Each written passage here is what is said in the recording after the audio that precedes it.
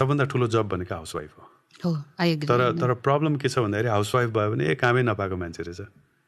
अनि तपाईँ के गर्नुहुन्छ भने आम जस्ट हाउसवाइफ भन्छ कि आमा हाउसवाइफ भन्छ भनेको काम नलाग्ने केटी भने जस्तो महिला भने जस्तो देखिन्छ नि, होइन हाउसवाइफ भनेको सबभन्दा ठुलो जब हो होइन। किनभने घर मान्छेले जे पनि गर्दाखेरि लास्टमा गएर त्यही घरै हो कि होइन। म बाहिर जाउँ या पैसा कमाउँ या होइन म देश विदेश घुमौँ जेसुकै गरौँ, लास्टमा आएर मैले गरेर यसो थकाइ मेट्ने अथवा आनन्दको महसुस गर्ने भनेको त्यही घर हो कि। त्यो घरलाई घर बनाउने मान्छे नभएपछि कसरी घर हुन्छ त्यो होइन। त्यो त it's like a building, house मात्रै भएन, होम भएन नि त होइन। सो त्यही भएर चाहिँ अब यहाँबाट फर्स्ट ब्रेक सुरु भएको हो हाम्रो होइन, मतलब डिस्ट्रक्सन सुरु भएको हो होइन। सो अनि त्यसपछि वुमेन राइट्सको नाममा होइन, वुमेन राइट्स त त्यो हाउसवाइफ हुँदै उसमा भएको अत्याचारहरूलाई खतम पार्नुपर्ने हो नि त होइन। नट नेसेसरी होइन द्याट यु गो आउट होइन, अर्न वर्क गर।